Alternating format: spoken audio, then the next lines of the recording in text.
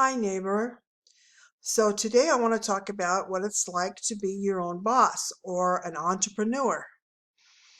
I bet that you've been thinking about this, and that's why you're searching the web to find out what that would involve. Well, I'd like to talk a little bit about what I think it involves, what characteristics an entrepreneur has, what are the upsides of being an entrepreneur, what are the downsides of being an entrepreneur, and what I have found to be a good tool for me to start my own business. So, first of all, let's define what an entrepreneur is. Well, the Merriam-Webster Dictionary defines an entrepreneur as one who organizes, manages, and assumes the risks of the business or enterprise. Now, what this definition doesn't include is all the hard work and time it takes to succeed at being an entrepreneur. So let me tell you, it's not all sweetness and light. It isn't easy. You've got to work at it. As with any money-making venture, work is involved. The advantage, of course, the big advantage of being an entrepreneur is being your own boss.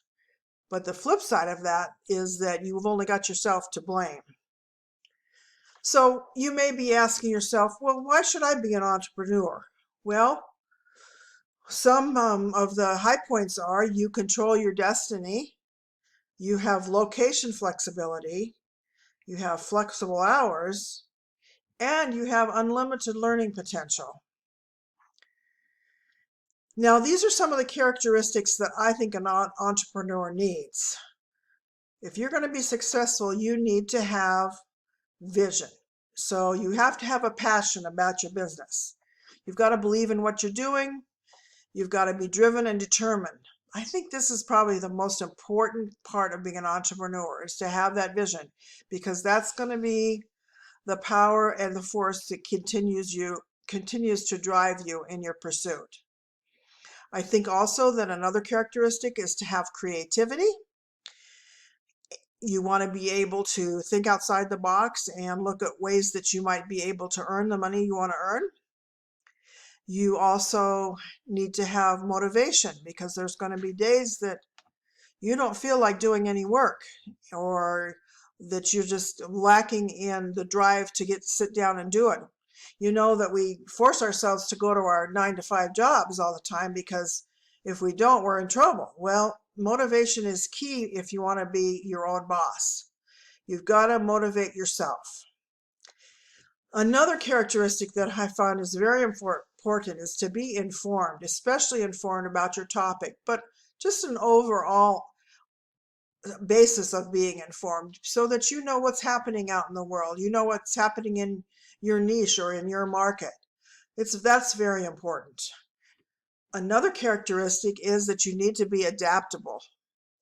Certainly, there's going to be days when a monkey wrench is thrown in your pathway, and you're going to have to maybe take a different route or do something different that you didn't plan on doing that day. So you have to adapt to the changes and the challenges that it requires in being your own boss. Another characteristic that is vitally important is to stay focused. There are days when I lose my focus and I think that, oh, I don't think I can do this, I don't want to do this, but I have to keep my focus on my goal. I have to keep my focus on what I want to accomplish with my business. So that's very important. Likewise, you need to have your confidence in yourself, confidence in your ability to make your business happen.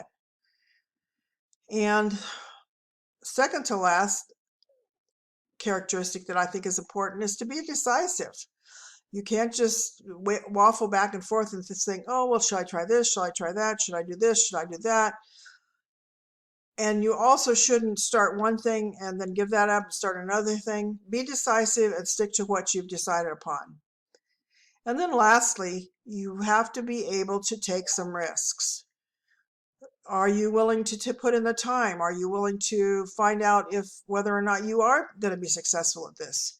So there's a certain amount of risk involved as you do start your own business. Now, this is by no means a all-inclusive list of what it means to be an entrepreneur. but these are certainly some of the characteristics that I have found are very important. So, is there a downside to being your own boss? Well, yes, you certainly have to deal with your own weaknesses.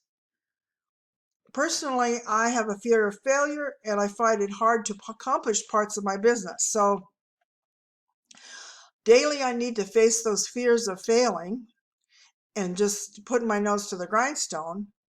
And the other challenge is learning about some parts of my business that I don't know anything about. You can use your weaknesses to motivate yourself, in that you could face your weaknesses and say, I'm not going to let this stop me. I'm going to work through this and I'm going to show myself that I can accomplish this, and that helps me face my weakness. I love this quote from Eleanor Roosevelt where she said, you must do the things you think you cannot do. And I certainly go by that every day. Excuse me. Now, there's certainly some negatives as well that you're going to have to deal with along your pathway of entrepreneurship. They are frustration, roadblocks, rules and regulations, expenses, and, as I mentioned, fears. Before I finish up, I'd like to just share with you how I became an entrepreneur or had my own business. So I had retired. I found that I wasn't making enough money to stay retired, and I needed to find some extra work. But since I have chronic pain, that was going to be a real challenge, because I couldn't see myself working another 9-to-5 job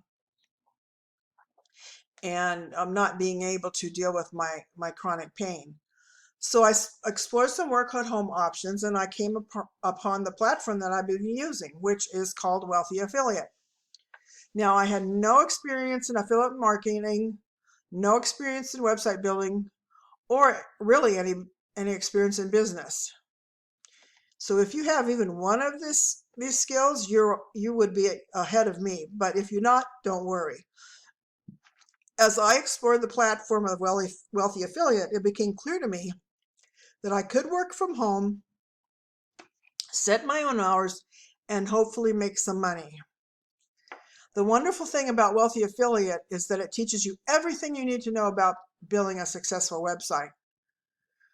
Granted, I have mountains of information to learn and apply, but I am enjoying the journey. I am developing virtual friendships with other members, and we help each other. I also love to tell people that I'm building a website. My growing kids are shocked at how much I've learned, and it keeps me engaged with technology and with learning about my niche and with other website builders. I think as a senior citizen, that's really important that we keep our mental health as cutting edge as possible, and this has certainly helped me do that.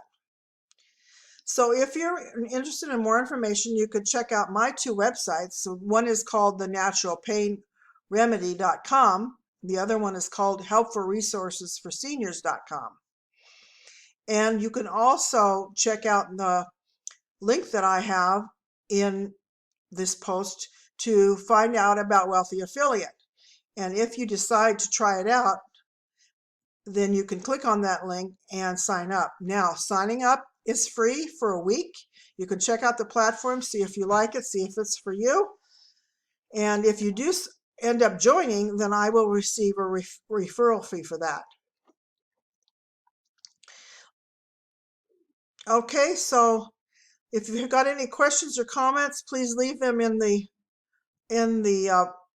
notes down at the bottom, and I'll be sure to get back to you. Thanks so much. Bye for now.